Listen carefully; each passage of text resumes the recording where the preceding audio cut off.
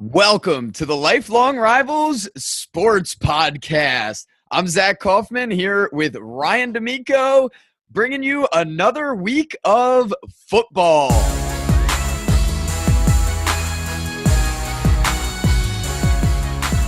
We're going to start on the Thursday night game here. I just want to very briefly say, this Bills team at 5-3, they're done. They're not making the playoffs. They just lost to the Jets, not only because they lost to the Jets, but they have a tough schedule coming up here to finish out the season. They've got New Orleans Saints, which is likely a playoff team. They play the Chargers, which they're a little bit down, but that's not an easy game at all. Then they're playing at Kansas City against the Chiefs. They've got the Patriots left twice. They still play Miami twice. It'll be tough for them to pull out both of those games. And then their only real easy game is the Colts. And that's just even though they're sitting at 5-3 with that winning record, they took this loss in what should have been a winnable game for them. And it wasn't even that close. They scored 2 late touchdowns there in the fourth quarter to make it 34-21 in their loss. But before that, it was 34-7 with 6:42 remaining in the game. They're not in this. This has been a mirage. Congratulations to Bills fans for getting this far to being 5-2. But this team I see is done and not making the playoffs at all. Yes, that's a good point. I mean, really, Buffalo, really big beneficiary of just kind of things going their way early in the season. And look, this is a team that we talked about this in one of our first few podcasts. And I think it was actually in our AFC preview. I brought up the fact that the Bills, believe it or not, even more so than the Cleveland Browns, they have the longest current playoff drought in the NFL. They haven't made the playoffs since 1999. Zach, we were 10 and 11 years old in 1999. That's crazy to me. That's still like, you have to say that out loud for it to really kind of hit you. This team hasn't made the playoffs in that long, and I agree with you. I think with the schedule being as hard as it is, they're going to look back in a few weeks and be like, "Damn, we let one slip away." And this game is probably going to be the game that fucks them and screws them over. And when it comes down to the end, they could have used 1 or 2 more wins, and this is one of those wins that they really let slip away. I mean, to lose to the Jets is one thing. To get blown out by the Jets is another. I mean, you want to make the play. I mean, this is the kind of stuff that they do and is the reason they haven't made the playoffs since 1999. So, Bills, see you later. Good luck. Sayonara. Get your golf clubs ready.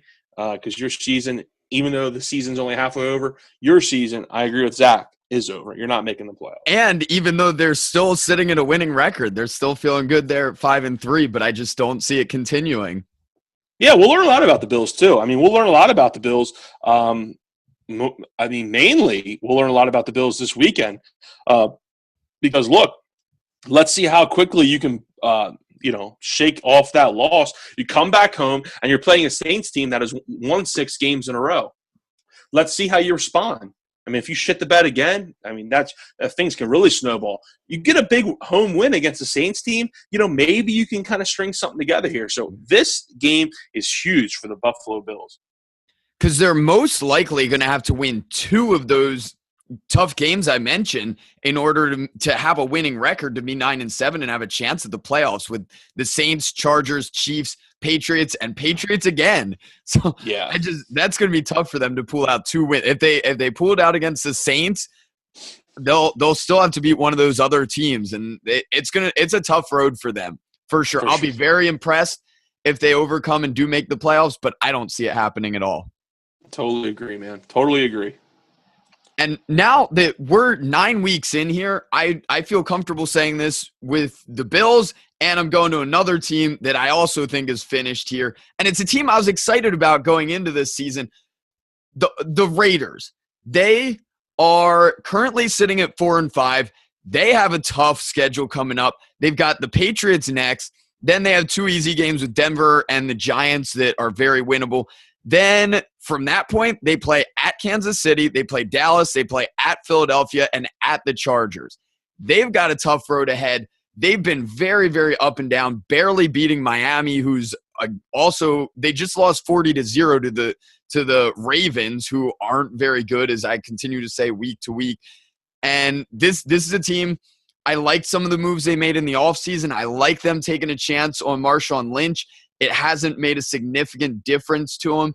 And it's the biggest thing that I've seen is Derek Carr struggling. He's already threw more interceptions to this point in this season than he did all of last year. He's thrown 7 interceptions. He's had 3 multi-interception games, and they've lost every single one of those that he's thrown more than 1 interception. And that's really, really hurt them and really brought them down to kind of what they've been, right around that mediocre to slightly below mediocre team. Yeah, look, we both picked the Raiders to go to the AFC Championship game in our preview. And look, that we were wrong. I mean, what more can you say? I think a lot of people were wrong with the Raiders this year. And after a big year last year, after a big step forward, they lost Derek Carr late, didn't have him for the playoff game. So a lot of people said, all right, look, he's healthy. They got everything back. They get Marshawn Lynch, and if things just aren't adding up. And I'll be honest, I think my opinion on this, and I was on one of my friends' podcasts and did a fantasy football segment for them. And one of my overrated guys to stay away from in fantasy football this year was Derek Carr. And if you looked at it last year, Raiders had a good year, but Derek Carr was out of the top 10, was middle of the pack in fantasy numbers. I know fantasy numbers and NFL, just run-of-the-mill numbers are obviously different. There's more variables and stuff when it just comes to, just playing the game on Sundays. But at the same time, I mean, those are the numbers that he's putting up, and those are the numbers that he's putting up for his team or he's not putting up for his team. And I thought Derek Carr would take a step back this year. He has.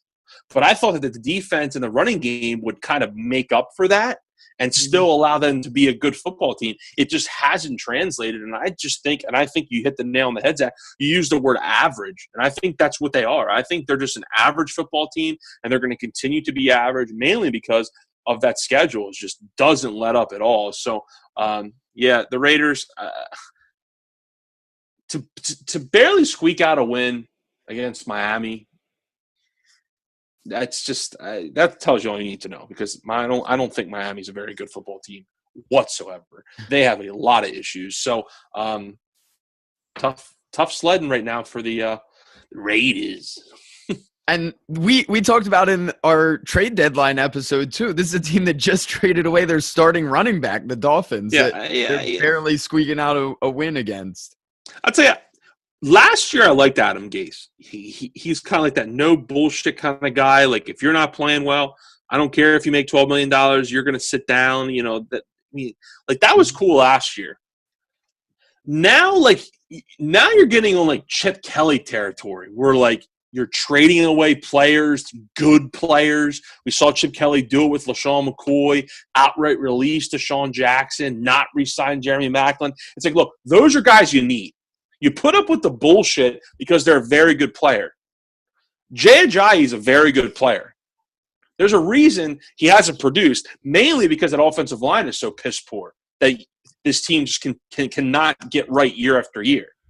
So Jay Ajayi complains that he's not getting the football enough. By the way, I don't think that's a big deal at all.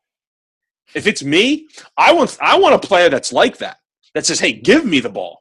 I'm a good player. I can make things happen versus, an Odell Beckham type that's just a head case off the field and on the field at the same time.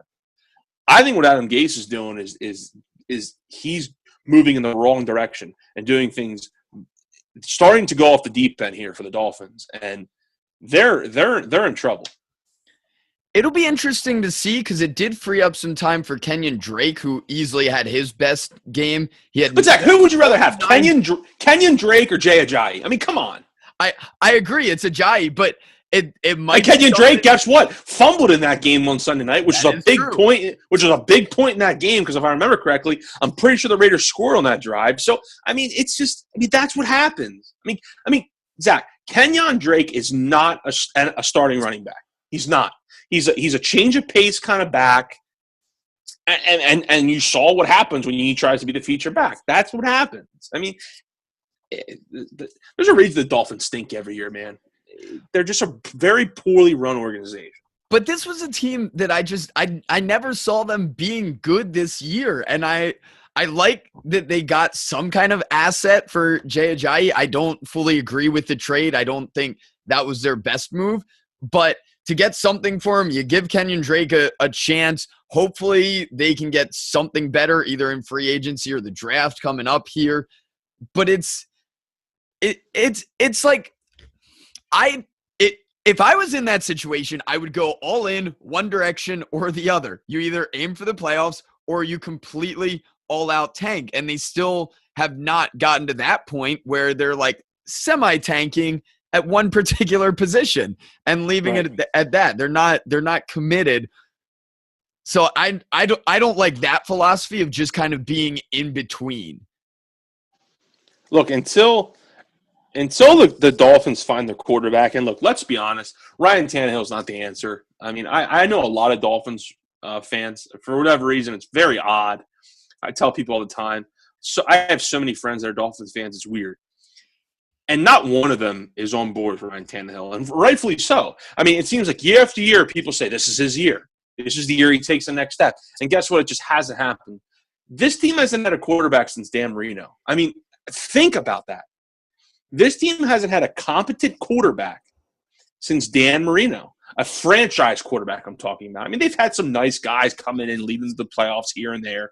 Chad Pennington had that nice year for him when Brady went down, and Jay Fiedler was okay. But, I mean, there's no one that you thought you could build your team around. Like, we have the quarterback that the Eagles are doing and the Cowboys are doing. We have our quarterback. Now we can build around it. Until that happens, the Dolphins are going to continue to just be an average to below average team every year. I see the exact same thing. They do need some kind of replacement there. I actually do have one friend. Shout out to Steve Alexander, but he's a big Dolphins fan. Loves himself some Ryan Tannehill. But exactly the same thing as you've been saying. It's been his breakout year probably the last 3 years. That's what they always say. It hasn't really materialized. I don't know about you, Zach. Last thing I'll say about the Dolphins. I don't know about you, but I don't want my quote-unquote franchise quarterback, which I guess they see Ryan Tannehill as. I don't want him being a wide receiver up until his last 2 years in college. Like that doesn't sit well with me. If I have a franchise quarterback, I want this kid playing quarterback since he was 8 years old. Okay? Not just learning the position his junior year in college. That doesn't fly with me. Like that's nice. He's a good athlete, bullshit. If I want a quarterback, I want him playing the quarterback position since he could pick up a football. Case closed. That's an interesting perspective. I feel like with that scenario, it'd be good to give him some extra time to develop, which he was starting from pretty early on, if not his first game of his rookie season. I know he was in there right away during his rookie season. I don't remember if it was the first game or not. But moving on from that game there with the Raiders and Dolphins, we're heading to a team I see more on the upswing, even though kind of a disappointing game. The Titans only beat the Ravens 23-20. They moved to 5-3 right now, but they've got a good-looking schedule coming up, and their division is looking very kind of mediocre right now. That nobody's really standing out, and this is their opportunity to kind of take hold of their division. So they just beat the Ravens. They've got 2 tougher games coming up with Cincinnati and Pittsburgh. They're playing at Pittsburgh, which will definitely be a difficult game. I doubt they'll win that. But from then, they go on a run of backup quarterbacks. They play Houston, who lost Deshaun Watson. They play Arizona, who lost Carson Palmer. They play San Francisco, who's starting C.J. Beathard. And And I missed Indianapolis there, who's starting Jacoby Brissett. So those 4 teams starting backup quarterbacks, they've got a good chance for a run. After that, they play the Rams, who have been good, and the Jaguars, who have been better than expected. But they have that nice run there of 4 very easily winnable games against some of the bottom teams in the league right now. And I expect that Titans team to make a run. I think they can win their division and get a good matchup. I think there'll be a team that loses the first round no matter what, even though they make it in there. They just don't stand out enough yet. And they're a team that can be there. They have some good young pieces. Derrick Henry's getting a lot more action.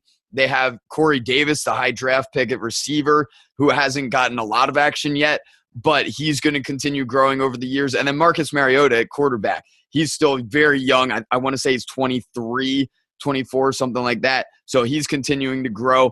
And I think this is a first step in their development of they're going to claim a playoff spot. They'll probably lose the first round, but they'll be back again next year. Yeah,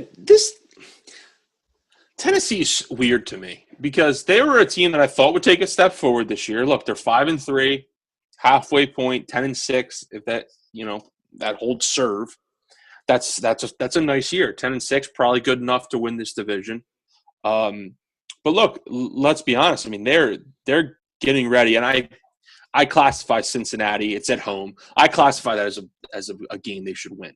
So they're coming through a really easy stretch right now, which started with at Miami, which they ended up losing that game actually. Then they beat Indy, they beat Cleveland, they just beat Baltimore. I mean, that's a very easy stretch right there that they're coming through. And the rest of the schedule is, like you said, Zach, pretty favorable as well. So I'm not sure exactly what we have with Tennessee. I'll be honest, I'm a little concerned. Marcus Mariota hasn't really taken the step that I thought he would this year. It's just kind of playing okay football. So I'm on the fence with Tennessee. We are in the same boat. I think they're a team that's probably going to make the playoffs, whether they win the division or they sneak in as a wild card. Ultimately, I think they'll probably win the division, and will probably bow out in the first round. That's exactly the type of team that they seem like to me. Nice team, just don't have all the pieces right there yet. So that's the way I look at Tennessee. They definitely need more from the running game if they're going to make any kind of significant run in the playoffs. They had Derrick Henry. He scored a touchdown, but only 8 rushes for 26 yards. DeMarco Murray had 9 rushes for 19 yards. They've got to get more than that from the running back position. And that's something they've really relied on last year with DeMarco Murray getting a lot of that action. And one other thing I wanted to bring up real quick, that they did win just by 3 points against the Ravens, but the Ravens scored a touchdown to make it a 3-point game with 46 seconds left. So in reality, Tennessee handled them a little bit better than the score suggests. Sure. No, absolutely. I mean, you see that a lot in the NFL, garbage time touchdowns, obviously making the score look more competitive than what it actually was. So, tip of your hat to Tennessee nonetheless. Look, you play who's on your schedule, and it is what it is. So tip your hat to them for getting a W. That's all that matters. So they continue to try to keep pace with Jacksonville there. From there, we'll move on to a divisional matchup where 2 teams are headed in completely opposite directions. The Carolina Panthers moved to 6-3. They beat the Atlanta Falcons 20-17, and the Falcons dropped to 500. They're now 4-4 after they started 3-0. So they've gone 1-4 since that point. They continue to have the same struggles of Matt Ryan's just kind of down where he was before last year when he was an absolute superstar. They're not getting nearly as much out of their running game like they've relied on in previous years. Julio Jones still had a monster game, but they have a tough schedule coming up as well. And I continue to love my prediction in our preview episode about the Falcons not even making the playoffs. Their schedule coming up here, they're going to play Dallas. They play at Seattle. They play Tampa twice, which they're down. They're only 2-6 right now, But Tampa's still, they've got some solid weapons. At that point, Jameis Winston might be back. He's been injured the last couple of weeks. It's really hurt him. Then they've still got New Orleans twice and Carolina once again. So they're going to have a tough time there making the playoffs. And on the other side, the Panthers sitting nicely there at 6-3. They've still got tough games against the Saints, Vikings, and Falcons. But other than that, it gets pretty easy. They're playing Miami, who we talked about being very disappointing. They play at the Jets, who another team that they're right around 500, but not really that good. They're playing Green Bay without Aaron Rodgers, who have not won a game since he got hurt. And then they play Tampa Bay, who, like I said, they're 2-6.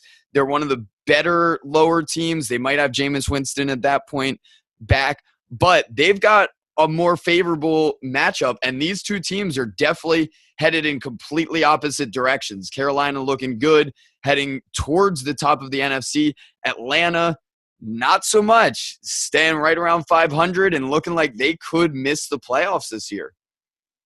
Yeah, man, Atlanta really they're falling, and they're falling fast. And you know, the old adage, Zach, is the NFL is a game of inches, and it none more defiant than this matchup here.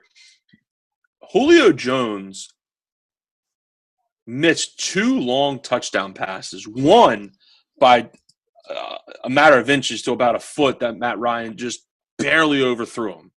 The other one hits Julio Jones square in the hands, and he drops it somehow. I mean, this guy couldn't be more wide open. There was not a defensive back in the picture on the television, and he just flat out drops it. I mean, he makes those 2 plays. I mean, we're looking at a 31-20 victory for the Falcons. He probably makes those plays last year. This year, not so much. Things aren't going their way, and things just aren't falling into place like they were last year. So Atlanta, look, they're struggling, man. They're, tip the hat to you, because it's definitely going in that direction where they may not make the playoffs for sure in a pretty congested NFC right now. As far as the Panthers go, man, I'll be honest with you. I'm still not overly impressed with the Panthers. Now, look, they have a good. I'm not either. They're just set up for success, like I said, with the schedule. But they still have no running game to help out at all. They traded Kelvin Benjamin. Their passing is a little suspect. I'm still wary of them as well. Yeah, look, they have a nice defense. Don't get me wrong. I mean, the defense is going to pretty much keep them in every game for the most part. But I mean, you look at the numbers. I mean, Cam Newton had a fucking terrible day passing the ball. 13 to 24, 137 yards. Basically did his damage on the ground, 86 yards rushing and a touchdown. But I just think as we get in later in the season and you get into December, like late November, December, I mean, you need to be able to run the ball, and you need to be able to at least throw the ball somewhat. And Panthers, we know they can't run the ball, and I don't think Cam Newton's all that good of a passer. So Carolina, you're right, set up by their schedule, but ultimately I'm just not impressed with Carolina going forward. But that's just me. I know a lot of people on the national media seem to like them, but I for one don't. So you're right, though. These two teams going in opposite directions. And another quick red flag to me with Carolina, they only had 3 people catch a pass in this game. So Devin Funchess, their number 1 receiver, Christian McCaffrey, their number 1 running back, and then Curtis Samuel, their kind of combination halfback receiver guy.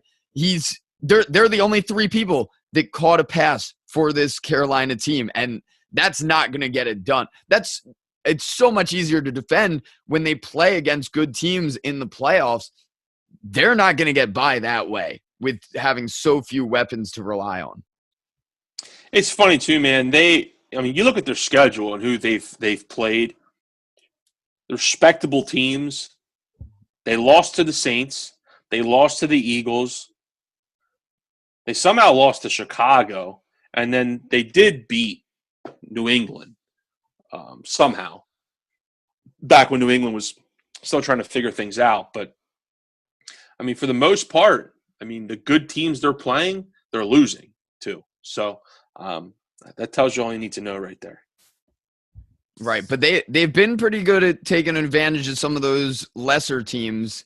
As they should. I mean, they're not a terrible team. They should beat those teams. I mean, week in and week out. These teams are lining up for them. They should be able to handle those teams. So, yeah. But I've talked about Carolina enough. They're another team that bother me. I don't know why. They just bother me. I think it's a lot to do with Cam, but they just bother me. The next section, I'm going to run through 3 games where the clearly better record team beat the clearly worse record team. We had the Saints 30-10 over the Buccaneers. Saints moved to 6-2. They've won 6 in a row. They're definitely looking good. Buccaneers dropped to 2-6. Looks like they're going to hold Jameis Winston out at least the next couple weeks as their starting quarterback. So they'll be starting Ryan Fitzpatrick, one of the better backup quarterbacks in the league. So they might still be able to pull out some wins. They're not as devastated as some of these other teams starting miserable quarterbacks. So we had that game. We had the Rams 51-17 over the terrible Giants. Rams moved to 6-2. Giants are now 1-7. And then I'll let you take this one here, but the Eagles 51-23 over the Broncos. Eagles moving to 8-1, staying at the top of the NFL right now. Yeah, real quickly, Zach. Tampa Bay, they're one of the another one of those teams that just underperforming. I mean, really, I don't know if it's the curse of the show, the hard knocks on HBO. It seems like every team that's on there doesn't have a good year. I don't know what it is. It's just Jameis Winston's not living up to the hype. He just can't handle the pressure right now. I don't know what it is, but they're just a bad football team. Mike Evans lost his cool. He's suspended after taking a cheap shot at Marcus Lattimore. So they just got a whole bunch of shit going on there, and it's just not going well in Tampa. Things are going a lot worse in New York. Giants, they're just terrible. And the thing with the Giants, they're not even they're past the point of like being bad. They're just like not even trying. I mean, Robert Woods had that 33-yard or that 54-yard touchdown pass on 3rd and 33 when it was a wide receiver bubble screen, and he somehow took it to the house. I mean, Eli Apple, who was a first-round pick of theirs a couple years ago at Ohio State, I mean, he was backpedaling and, like, shying away from making a tackle. Like, he wasn't even trying. Like he's been really bad. Teams have clearly picked on him. I remember a couple weeks ago I was looking at stats and they were just overloading passes to his side. Whoever he was covering, the teams have just constantly been picking on him, and deservedly so. He hasn't lived up to that first round expectation there. Not at all. And look, they have a lot of injuries and a lot of shit going on there. I get it. But it's you still need to put forth the effort. I mean, come on, you're still professional athletes. You need to put forth the effort, and the effort flat out was not there on Sunday. So, very, very bad situation with the Giants right now. Getting to the Eagles, things could not be any better with the Eagles right now, Zach. Look. I'm almost at a loss of words. Like, I don't even know what to say. They're just clicking on all cylinders, man. Carson Wentz puts up 4 more touchdowns. The running game continues to just churn out yards. Jay Ajayi puts up 77 yards and a touchdown in his first game with the team. Corey Clement has 3 touchdowns, undrafted running back free agent out of Wisconsin. And look, they just continue to prove to people that they are a good team, that they are one of the better teams in the NFL, that it's not a fluke, that this team is just that good and it's clicking on all cylinders. The defensive line is just nasty. I mean, nasty. They just get after the quarterback with just rushing 4 at will, it seems like. And look, was Denver starting Brock Osweiler at quarterback? Yes. Are you feared when Brock Osweiler is going up against your team? Absolutely not. I mean, he threw a couple gifts to the Eagles, rightfully so. But at the same time, Denver still does have one of the best defense in the league. Going into that game on Sunday, had the top-ranked defense in all of football. and the Eagles hung 51 points on them. That in itself is extremely impressive. They scored 17 points in the first quarter. And by the way, they didn't have Zach Ertz in this game either, who has been their top offensive pass catcher so far in the season. And he sat out the game because his hamstring was tight, and they have a bye week next week. So they said, you know what, Zach, just sit down, get healthy. We need you for the long haul. He didn't even play, and they still hung up 51 points. He's been fantastic. One of my good decisions over the weekend is I have 3 different teams that I drafted Zach Ertz on for my fantasy team, and 2 of them I also have. I have great depth there. 2 of them I know one I have Evan Ingram as a backup. 2 others I have Rob Gronkowski, who was on a bye. So one I had to make an emergency play and grabbed backup Trey Burton there, who had a touchdown. Turned out great. Pulled out that win. I was the highest scoring team in the league. Nice. In that specific league. But that was one thing I felt very confident with. The Eagles are historically, from watching them, they're very good at just filling in the next man up. And it's not something they're going to overthink and, oh, this is a backup, we're definitely not going to throw to him. They're going to run things similar to what they've always done, even with that starter. Zach Ertz has been so successful, but they have someone else come in and he steps up, makes the play that's expected. And that's just what the Eagles have done so well. I was very impressed with this. They were up at one point 44-9 before the Broncos scored 2 touchdowns late in the fourth quarter there. Yep. Yeah, that was great. I mean, sitting there watching that game was just fantastic. I mean, it's just like, everything is just clicking for this team. Carson Wentz just continues to prove that he's one of the,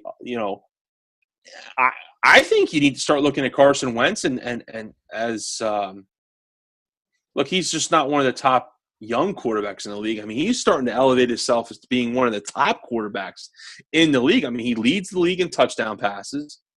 He leads the league in red zone touchdown passes. He's the best red zone quarterback in the NFL. Leads the NFL in red zone touchdowns. Hasn't thrown a single interception in the red zone this year. That leads the NFL. I mean, he just gets the job done, man. And he's just so poised and calm back there. And again, look, I know it's Brock Osweiler, but the defense, big-time game from the defense. It was clear early on that Denver wanted to run the ball, and rightfully so with Osweiler in there. And against the top-ranked rushing defense, which the Eagles are, they couldn't do anything. They rushed for 35 yards rushing on how many attempts? I mean, they kind of got away from it because they fell behind so early. But on those first couple of drives, they were, trying to pound the ball in there and only rushed for 35 yards. So the Eagles have a good recipe for success. They're the top team in stopping the run. They run the ball well. Plus, their quarterback leads the league in touchdown passes. I mean, everything's working for them. And look, we're going to learn a lot about the Eagles after their bye week. I mean, we will. I mean, their schedule gets a lot tougher. They have to go to Dallas on a Sunday night. Then they have to go to Seattle and to the Rams back to back. That's a tough West Coast swing there. So we're going to learn, and then they have to close the season against Dallas. So we're going to learn a lot about the Eagles in those in 3 of those first 4 weeks after the bye week. But as we sit now, 8-1, best record in the NFL. And things are it's always sunny in Philadelphia, they say, and it sure is sunny right now. They look good. I've certainly been impressed. I don't have anything, even as a rival fan. Oh, hey Zach. By the way, it gets better because after the bye week, Ronald Darby comes back. So there's a little icing on the cake there for everyone. Yeah, nice little boost there for them.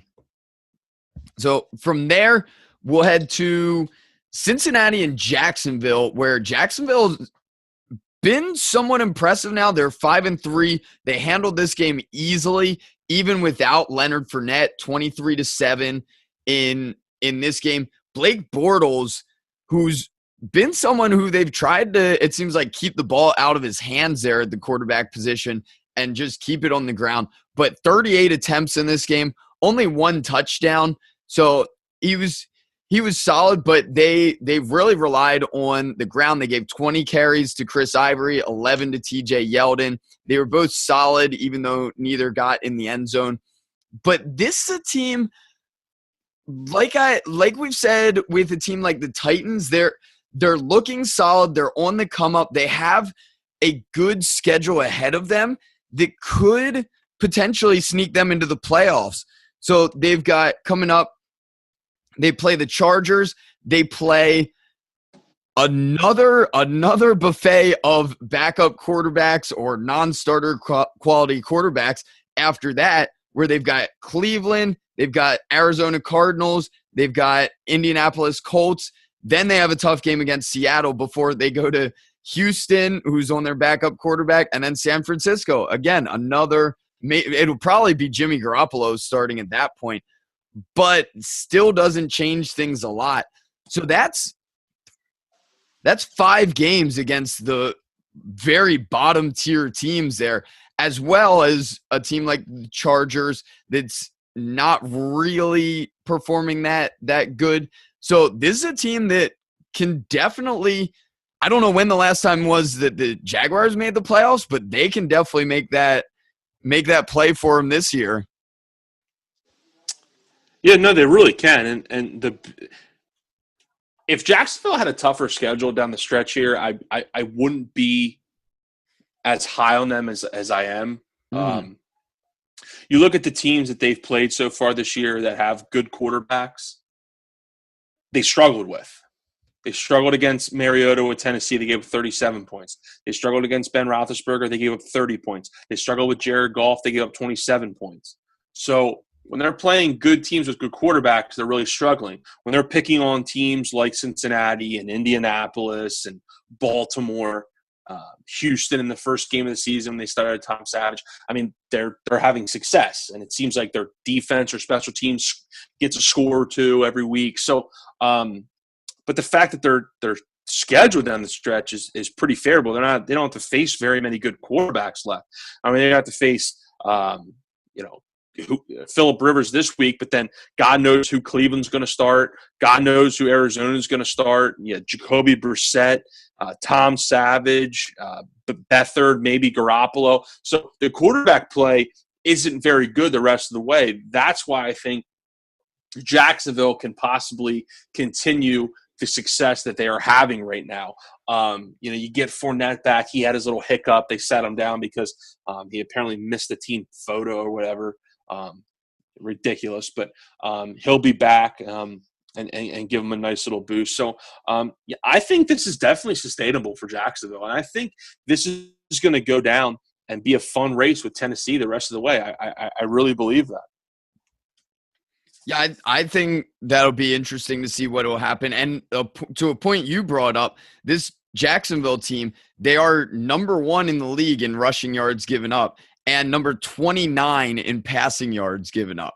So they're very up and down. They've been good stopping the run. They've been pretty suspect stopping the pass there through this season. And Blake Bortles needs to continue to protect the football. I don't think he has a turnover in the last 2 or 3 weeks. That needs to continue. He starts getting turnover happy, throw everything I said out the window, because that's trouble for Jacksonville. But I'm confident that they'll be there till the end. Yeah, that's hurt him in previous years with him turning the ball over way too much. So if he can keep this going, they should be able to sneak into the playoffs. Again, like Tennessee, I would expect them to lose the first round, even if they're able to get in. But it's a good step forward for a young team like this, a team that hasn't been in the playoffs in a long, long time. Right. From there, we'll head to a surprise win by the Washington Redskins to move to 4-4 now over the Seattle Seahawks, who now dropped to 5-3. This was a close game. This was the game I watched the most of this past Sunday because it was on around here in the D.C. area. Overtook my Dallas Cowboys. I couldn't watch them because of this game, but it turned out to be a good game. It was an awful, awful start. Very slow first half there. 2-0 for a long, long time until the last 2:52 of the second quarter when Rob Kelly finally got a 1-yard touchdown. He was so inefficient for this team. He had 14 rushes for 18 yards, but did score 2 touchdowns. So congratulations if you had him on your fantasy team. But if it weren't for that, just a miserable day there by Rob Kelly, not really providing much of anything. And Russell Wilson, his interceptions were what really hurt the Seahawks. He threw it 45 times, threw 2 interceptions, 2 touchdowns as well. But that's something they just weren't able to overcome, those turnovers, and lost by 3 against this very, very mediocre Redskins team. Yeah, look, the Redskins are weird because the Redskins so far this year have beaten the Rams, they've beaten the Raiders, and they've beaten the Seahawks. 3 teams that, those are 3 pretty decent wins. I mean, really, those are 3 pretty good wins. They definitely are. Really close to beating the Chiefs in a primetime spot. That game was there, and they just kind of choked it away. But the Redskins are a strange team because I feel like the Redskins have enough talent. They have a nice pass rush. Kirk Cousins, obviously, there. They have some weapons on the outside. They have enough guys that week in and week out they can challenge pretty much anyone, I think.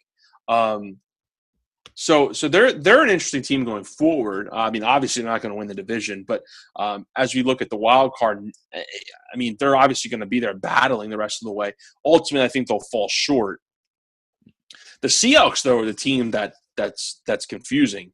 The Seahawks are a team that, look, I guess it's because they've been doing it for so long.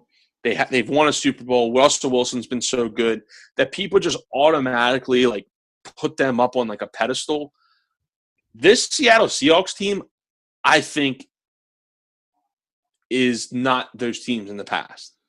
I'm a little more hesitant with this Seattle team going forward for a few reasons. One, they have no offensive line. They helped a little bit with the Dwayne Brown sighting, but that's like putting a Band-Aid on a bullet hole, on a bullet wound. It doesn't cover it up that much. 2, they don't have a running game at all. I mean, at all.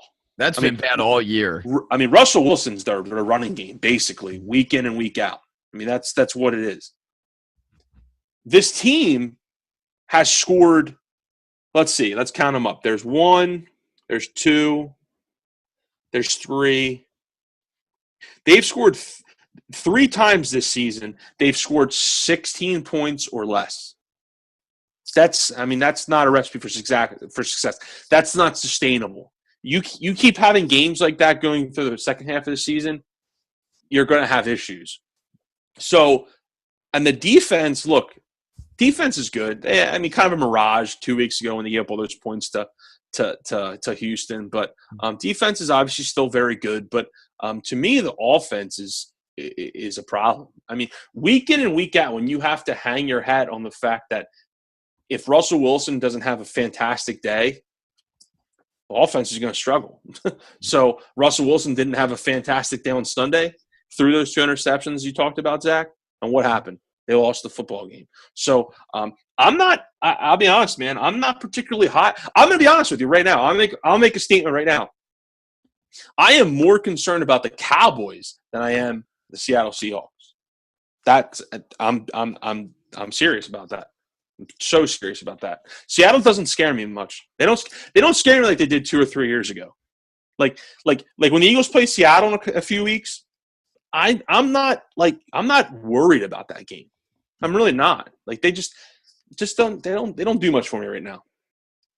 That's very fascinating. And I agree. I've seen the same thing. They don't stand up to their standards from previous years. Another thing I forgot to mention from this game that did hurt the Seahawks, Blair Walsh, 3 for 3 field goals, shanking them left.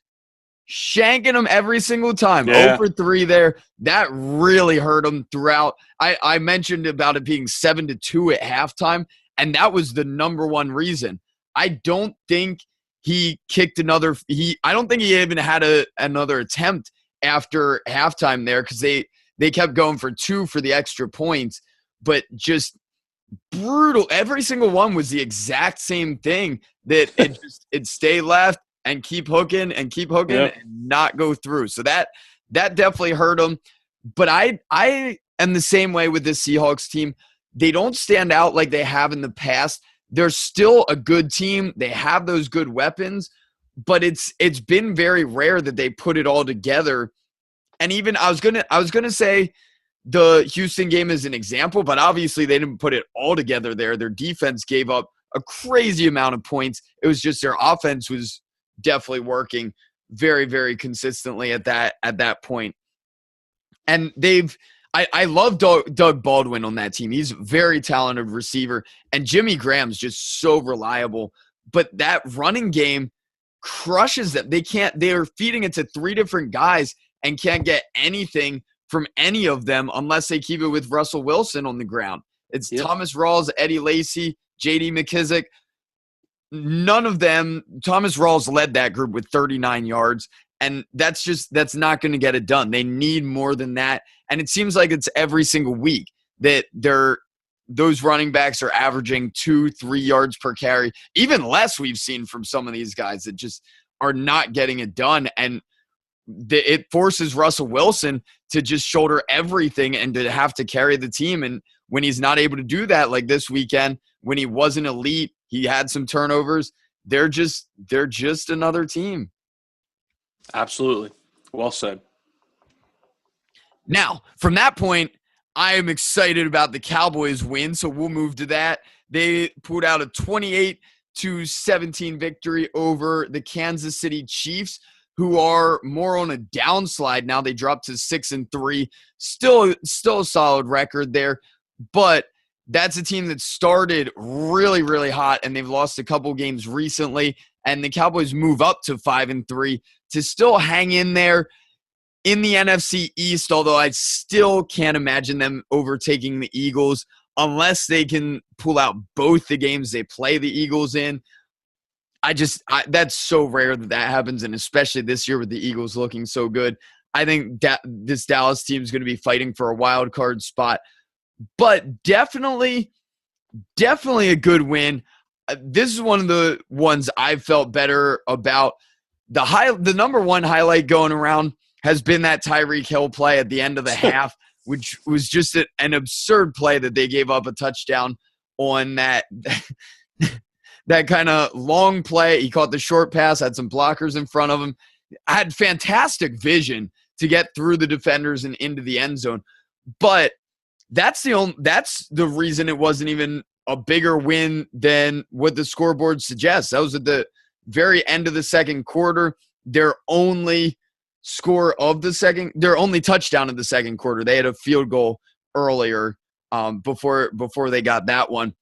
But I felt very good. This is the most excited I've been about the Cowboys this season after a win like this. They've been looking a lot better. I don't know what to think about Ezekiel Elliott, but until he's definitely suspended, I'm just going to keep on believing he's going to be there. That's a whole drama. It's getting kind of old, but there's still no conclusion to it now, so we keep getting to see him. Yeah, it sounds like we'll hear something possibly Thursday, whether that's a short-term or whether it's a long-term thing.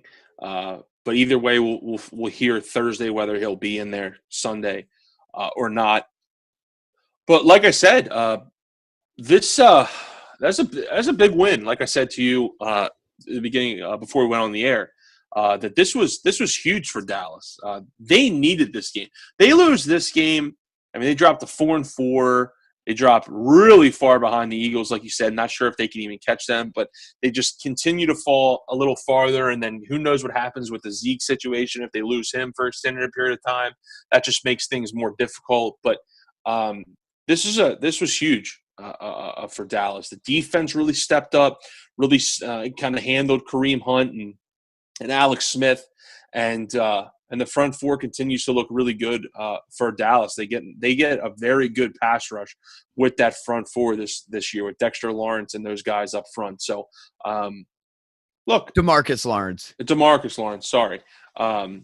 So look,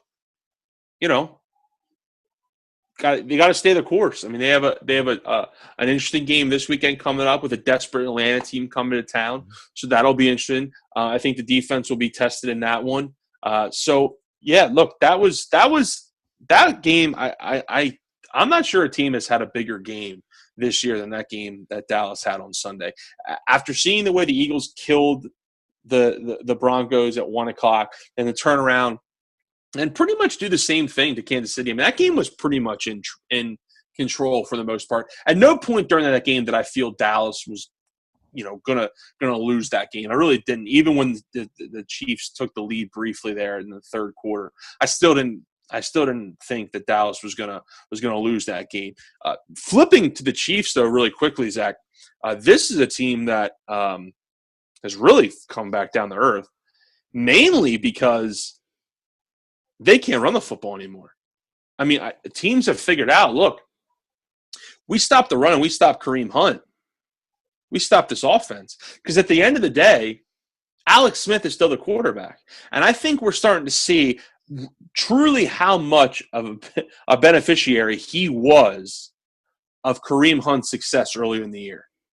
I mean, how much of his success early in the year was because this team could run the football, could control the game. He could take those shots downfield because the defense was stepping up, trying to put that extra guy in the box.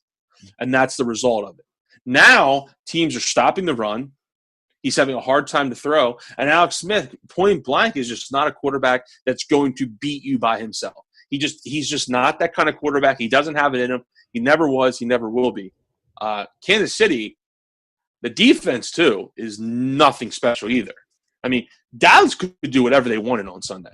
They want to run the ball, they run the ball. They want to pass the ball, they want to pass. They want to go deep, they'll go deep. You want to go short, you go intermediate, it didn't matter. It didn't matter. Whatever Dallas wanted to do on Sunday offensively, they could do. And Kansas City's defense didn't have an answer. Kansas City, I can't remember off the top of my head who they play this weekend, but they need to win big time to stop the slide. Because if they don't, it's going to continue to snowball because they're not doing anything particularly well right now. The only thing I have – well, actually, I have two things with that. Number one, even if they start to kind of snowball, like you said, they're still at 6-3. They're the only team in their division with a winning record. Second place is the Raiders, who we already counted out. They've got a tough schedule. They're sitting at 4-5. The Chargers are 3-5, who I actually feel like has the best shot at making a run at them, but I can't imagine the Chargers getting ahead of this Chiefs team. And then Denver's sitting at 3-5 as well. That's the thing. All those teams that you thought were going to battle it out all year, that we thought was, possibly one of the more competitive divisions in football, that really puts it into perspective there. I didn't even realize that until you said it, and I thought about it. They're the only team above 500. So, I mean, they can afford to slip up here or there. And this was a non-conference game, so it's not like this game was even that big of a deal to Kansas City. Yeah, so I see them still being fine even with this loss. And the other thing, when we talk about Kareem Hunt, Alex Smith has definitely relied a lot on Kareem Hunt and Tyreek Hill making big plays on short to intermediate passes that they turn into. And just like I said with the Tyreek Hill play at the end of the first half there, that they've been good at making those plays. And when they're not doing that, when they're able to be held down, Alex Smith is definitely not the same player. But also, Andy Reid held back Kareem Hunt in this game. He only got 9 rushes, and he averaged a solid 4.1 yards per carry, but he only had those 9 rushes for 37 yards. And I guess they're trying to manage his minutes being a rookie so that he doesn't hit some kind of rookie wall, but they really need him to be the team that they've been at towards the top of the league. And without him, you clearly see, or without him getting the same reps, the same opportunities he has, you clearly see they're not the same at this stage. They definitely need him getting the ball a lot more than that. And same with Tyreek Hill. He only had 2 catches in this game. Made that 56-yard touchdown catch. That was one of them. And then the other, only an 8-yard catch. So both of those guys, they really, really need them to contribute more if they're going to have the success they did earlier in the season.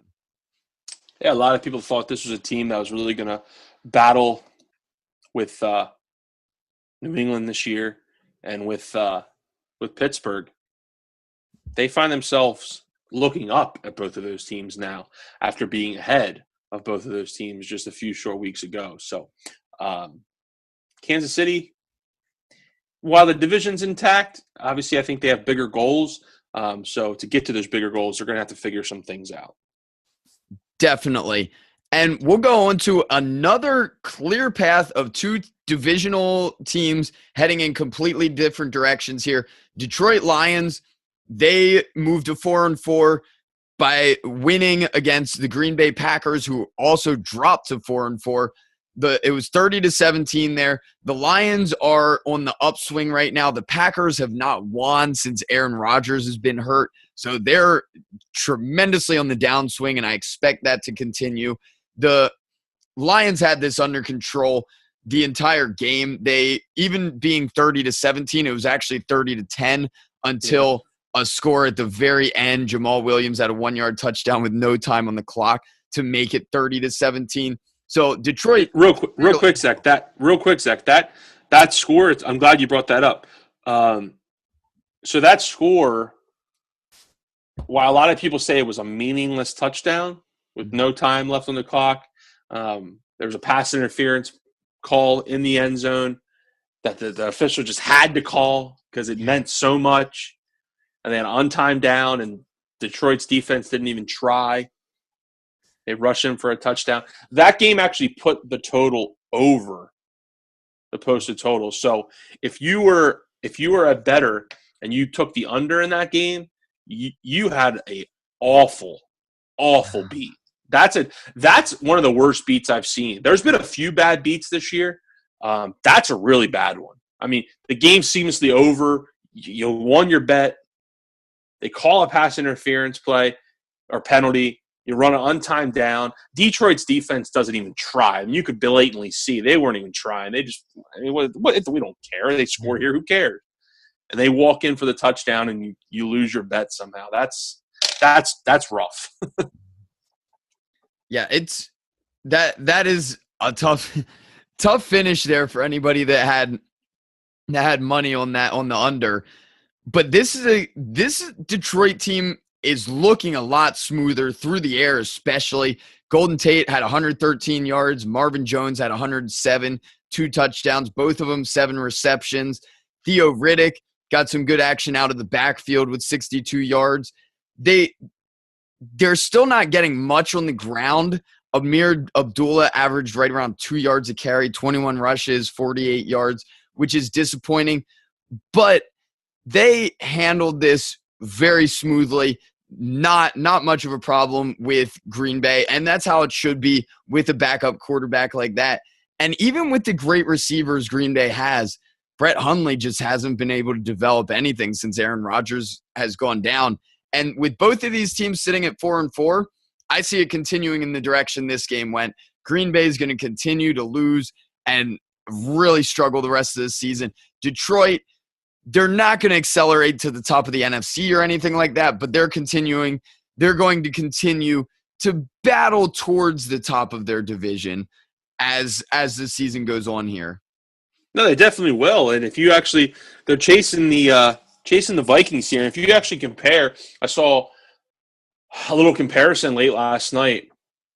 If you look at the Lions schedule going forward and the Vikings schedule going forward, the Lions by far have the easier schedule the rest of the way. So they have that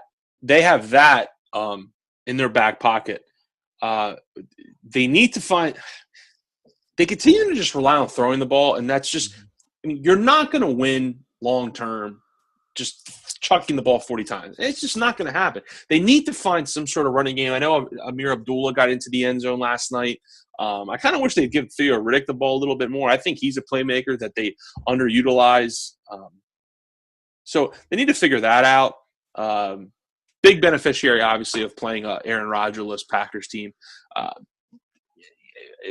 felt bad for Brett Hundley last night. I mean, it seemed like he had all of 5 throws that went farther than 10 yards down the field. Whether that's him just continuing to check it down, or that's Mike McCarthy calling these plays and not having confidence in them. whatever the case is, they need to press the ball downfield more. Case closed. I mean, they're not a running team to begin with, Green Bay. They're relying on throwing the ball downfield. And you have a trio of wide receivers that can make plays for you. Jordy Nelson, Devontae Adams, Randall Cobb. I mean, these guys can make plays for you, and they're not throwing the ball downfield. So, I mean, it's clearly – it doesn't really matter. Like, that's kind of a moot point because the Green Bay is not going anywhere with Brett Hundley as their quarterback. But still would be nice to see them take some shots. But it is what it is. They're screwed. And you mentioned Detroit's schedule. They do have a nice-looking schedule coming up. They've got Cleveland next. Then they play Chicago after that. They actually have Chicago twice here towards the end of the season. The only real challenge is going to be they play Minnesota, who also is going to be battling at the top of the division. Where's that game at, Zach? That game would be at Detroit. Oh, wow. Okay. So they'll get a home game for that. They have away games at Baltimore and Tampa. Both of those teams not very good. Like I said, 2 games against Chicago, Cincinnati, which is an away game, and then another game against Green Bay. So really, among that, they have one legitimately good team that they're playing the rest of the way out. Right. Yeah. No, it sets up really nice for Detroit. That's why getting that win last night, not having a letdown spot there, was imperative, and kudos to them for finding a way and winning a game that they should have won. So now they're kind of in the driver's seat the rest of the way going forward, and hoping that Minnesota slips up a spot or two in there as well. The last 2 games to cover, if you're interested in backup quarterbacks, we have them featured here. Cardinals won 20-10 against the 49ers, and then the Colts won 20-14 against the Texans. I know I don't have much to say on either of those, although DeAndre Hopkins, a crazy 16 targets in that Texans game, only had, I believe it was 6 receptions, but that they're still feeding them the ball, something they did not do last year that has actually been successful for them this year. So that's still good to see for someone like myself that has them on my fantasy team. But other than that, I have nothing to say about these bad teams with backup quarterbacks here playing each other. Yeah, T.Y. Hilton had a really nice game for the Colts. Had a couple big plays, had 2 touchdowns, I think 175 yards. So he had a nice game there. And then Adrian Peterson had a nice game for the Cardinals. They're kind of riding him here with Carson Palmer out. So we'll see if that's sustainable. I'm not sure. But I got my doubts. Yeah, agreed. And these 2 games were pretty lackluster. So that's all I got for those games. Yeah, I have nothing else to add. Next week, we mentioned one of the games that should be, I think, easily the most important game of this upcoming week. Cowboys and Falcons playing each other. We talked about Cowboys kind of on the upswing. Falcons are fighting for their season at this point, sitting there at 500. That's one game to keep an eye on what happens there. And then the other one, team we mentioned that could be, I see them more as a spoiler than actually making the playoffs, but the Redskins taking on the Vikings there will actually be one of the more important matchups. The Vikings sitting atop their division, and then the Redskins battling for that wild card position. If they can pull out a win here, they can set themselves up for success moving forward. So other than that, the games did not look too appealing this upcoming weekend. Did you see anything else that stood out to you? Not particularly. The only thing I would make mention of is the Sunday night game, Patriots at Denver. It'll be interesting to see how Denver responds going back home after getting their ass kicked by the Eagles. Obviously a very prideful team with Von Miller and that whole group out there. So it's interesting to see how they'll respond. Tough task, but if there's one spot Tom Brady has struggled in his career, it's been at Denver. That's not a place he's had success. He's played there a handful of times, and he's lost a fair amount of times in Denver. So, being interested to see if that team struggles a little bit, if that's a close game. So, I kind of have my eye on that one. I'll obviously be tuned in early to that. If it seems like it's going to be a tight one, I'll hang on. If New England obviously pulls away, I'll clearly turn it off and catch my beauty rest. Yeah, that's a tough turnaround there to have to face the Patriots after just that blowout against the Eagles. Very.